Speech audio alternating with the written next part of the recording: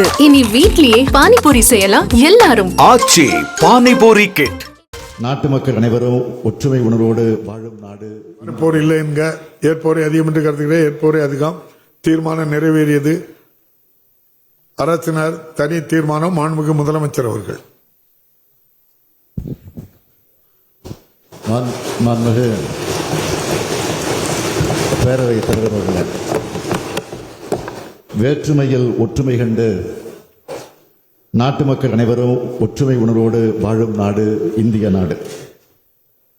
பல்வேறு இனங்கள், மொழிகள், மதங்கள், வழிபாட்டு நம்பிக்கைகள், பண்பாடுகள் இருப்பினும் அனைவரும் இந்திய நாட்டு மக்கள் என்ற உண்மை உணர்வோடு மக்கள் வாழ்ந்து வருகிறார்கள்.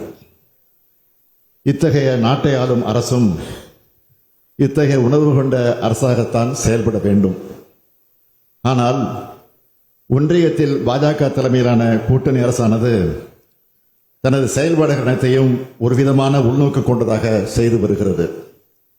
எதை செய்தாலும் குறிப்பிட்ட தரப்பை வஞ்சிக்கும் வகையில் தான் திட்டங்களை தீட்டுகிறார்கள். குடியுரிமை திருத்த சட்டமானது சிறுபான்மை இஸ்லாமிய மக்களையும் இலங்கை தமிழர்களையும் வஞ்சித்தது. இந்தியை திணித்து இந்தி பேசாத மாநிலங்களை வஞ்சிக்கிறது. பாஜக ஆளாத மாநிலங்களை நிதி நெருக்கடி மூலமாக வஞ்சிக்கிறது. சமூக நீதிக்கு எதிரான அவர்களது செயல்பாடுகள் பட்டியலின, பழங்குடியின, பிற்படுத்தப்பட்ட, மிகவும் பிற்படுத்தப்பட்ட மக்களை வஞ்சிக்கிறது. நீட் மற்றும் தேசிய கல்விக் கொள்கையானது அடித்தட்டு மக்களை பாதிப்பதாக அமைந்திருப்பதை அனைவரும் அறிவோம். இந்த வரிசையில் கொண்டுவரப்படும் வக்ஃப் வாரிய சட்ட திருத்தமானது சிறுபான்மை இஸ்லாமிய மக்களை வஞ்சிப்பதாக அமைந்துள்ளதை நாம் கடுமையாக எதிர்க்க வேண்டும். அதற்கான தீர்மானத்தை இம்மாமன்றத்தில் நான் முன்மொழிய இருக்கிறேன் என்பதை முன்னுரையாக தெரிவித்துக் கொள்கிறேன். மாண்புமிகு பேரவைத் தலைவர் அவர்களே, வக்ஃப் சட்டமானது 1954ஆம் ஆண்டு இயற்றப்பட்டது. இச்சட்டத்தில் 1995, 2013 ஆகிய ஆண்டுகளில் திருத்தங்கள் செய்யப்பட்டுள்ளன. இதில் இன்றைய ஒன்றிய பாஜக கூட்டணி அரசு சில திருத்தங்களை கொண்டு வருவதற்கான முன்வரவினை கடந்த 8/8/2024 அன்று நாடாளுமன்றத்தில் தாக்கல் செய்தது. வக்ஃப் நிர்வாகத்தில் அரசின் தலையீட்டை ஆதரிப்பதாகவும் மத உரிமைகளை பாதிப்பதாகவும் ஒன்றிய அரசின் சட்ட திருத்தங்கள் இருந்ததால் அதனை திமுக உள்ளிட்ட பெரும்பாலான கட்சிகள் கடுமையாக எதிர்த்தோம். எதிர்க்கட்சிகள் கடுமையாக எதிர்ப்பு தெரிவித்த நிலையில் நாடாளுமன்ற கூட்டுக்குழு ஆய்வுக்கு இதனை அனுப்பினார்கள்.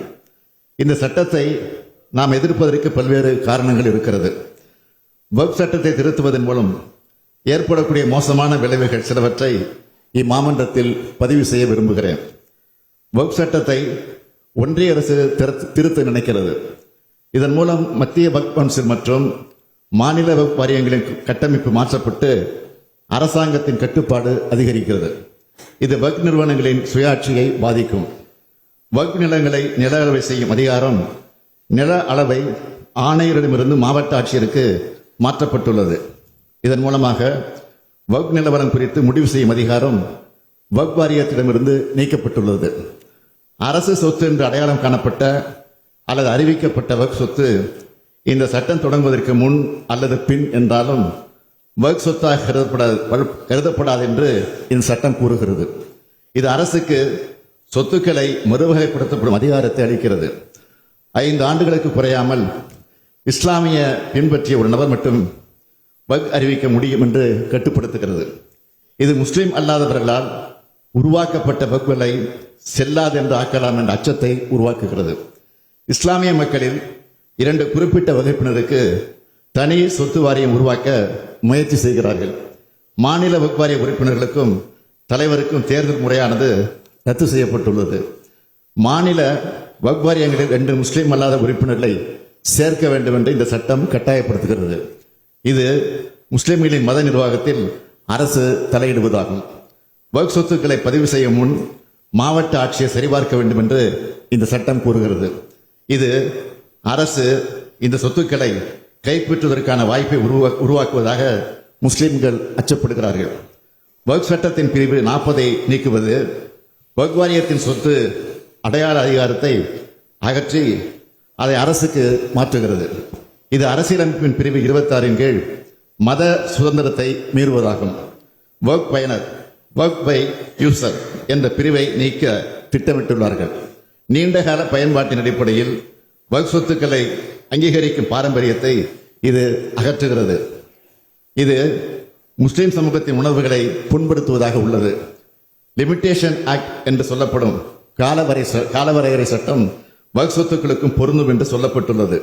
அறநிலையங்கள் மற்றும் பொது தொண்டு நிறுவனங்கள் இனி வக்ஃப் என கருதப்பட மாட்டாது. இந்த பிரிவுகள் முஸ்லிம் சமூகத்தின் எதிர்ப்புக்கு முக்கிய காரணங்களாக உள்ளன. இதனை ஒன்றிய அரசு கொஞ்சமும் சிந்தித்து பார்க்கவில்லை. இந்த அடிப்படையில் வக்ஃப் நிர்வாகத்தில் அரசின் தலையீட்டை அதிகரிப்பதாக ஒன்றிய அரசின் சட்ட திருத்தம் அமைந்துள்ளது. இது சிறுபான்மை இஸ்லாமிய மக்களின் மத உரிமைகளை பாதிப்பதாகவும் இருக்கிறது. இதனை நாடாளுமன்ற கூட்டுக்குழுவிடம் 30/9/2024 அன்று தமிழ்நாடு அரசு தெளிவாக சொல்லி இருக்கிறது. நாடாளுமன்ற கூட்டுக்குழுவில் இடம்பெற்றிருக்கக்கூடிய திமுக உறுப்பினர்களான முன்னாள் அமைச்சரும் நீலகிரி நாடாளுமன்ற உறுப்பினருமான ராசா அவர்களும் மாநிலங்களவை உறுப்பினர் MM அப்துல்லா அவர்களும் கடுமையாக தங்கள் கருத்தை பதிவு செய்திருக்கிறார்கள். திமுக மட்டுமில்லாமல் இந்தியாவில் உள்ள முக்கிய கட்சிகளும் எதிர்ப்பை பதிவு செய்திருக்கிறார்கள். ஆனால் எதிர்க்கட்சி உறுப்பினர் திருத்தங்களை நாடாளுமன்ற கூட்டுக்குழு நிராகரித்திருக்கிறது. நாடாளுமன்ற கூட்டுக்குழு முடிவுகளுக்கு ஒன்றிய அமைச்சரவை ஒப்புதலும் வழங்கிவிட்டது. இந்த நிலையில் வக்ஃப் திருத்த சட்டமானது எந்த நேரத்திலும் நாடாளுமன்றத்தில் தாக்கல் செய்யப்படலாம். இஸ்லாமிய மக்களை வஞ்சிக்கும் சட்டத்திற்கு எதிரான நமது எதிர்ப்பை பதிவு செய்ய வேண்டியது அவசியம் என்று நான் கருதுகிறேன். சிறுபான்மையின மக்களுக்கு எதிரான மத சுதந்திரத்தை நிராகரிக்கும் அரசியலமைப்பு சட்டத்துக்கு விரோதமான வக்ஃப் நோக்கத்துக்கு எதிரான நீதிமன்ற தீர்ப்புகளுக்கு முரணான குழப்பமான தேவையற்ற பல்வேறு பிரிவுகள் வக்ஃப் சட்ட திருத்தத்தில் இருக்கின்றன. இந்த திருத்த சட்டமானது வக்ஃப் அமைப்பையே காலப்போக்கில் செயல்பட விடாமல் முடக்கிவிடும். எனவே நாம் இதனை எதிர்க்க வேண்டியவர்களாக இருக்கிறோம். மத நல்லிணக்கு அனைவருக்குமான அரசு என்ற இலக்கணத்தை அடிப்படையாக கொண்டு நாம் ஒரு தீர்மானத்தை நிறைவேற்ற வேண்டும் என்று கேட்டுக்கொள்கிறேன். தீர்மானம்: இந்திய திருநாட்டில் மத நல்லிணக்கத்துடன் அனைத்து மதங்களை சார்ந்த மக்களும் ஒற்றுமையாக வாழ்ந்து வருகின்றனர். அனைத்து மக்களுக்கும் அவரவர் மதங்களை பின்பற்றுவதற்கு அரசமைப்பு சட்டம் உரிமை வழங்கி இருக்கிறது. அதை பேணி காக்கும் கடமை தேர்ந்தெடுக்கப்பட்ட அரசுகளுக்கு உள்ளது. ஆனால் அதற்கு மாறாக சிறுபான்மையின இஸ்லாமிய சமுதாய மக்களுக்கு கடுமையான பாதிப்புகளை ஏற்படுத்தும் வகையில் 1995 ஆண்டின் வக்ஃப் சட்டத்தினை திருத்துவதற்கு கடந்த 2024 ஆண்டு ஆகஸ்ட் மாதம் ஒன்றிய அரசு மக்களவையில் அறிமுகம் செய்துள்ள வக்ஃப் வாரிய திருத்த சட்ட முன்வடிவினை வக்ஃப் அமெண்ட்மெண்ட் பில் 2024 முழுமையாக திரும்பப் பெற வேண்டும் என்று ஒன்றிய அரசை இப்பேரவை வலியுறுத்துகிறது என்ற தீர்மானத்தை நான் முன்மொழிந்து அமைகிறேன். இனி வீட்லயே பானிபூரி செய்யலாம் எல்லாரும். ஆச்சி பானிபூரி கிட்.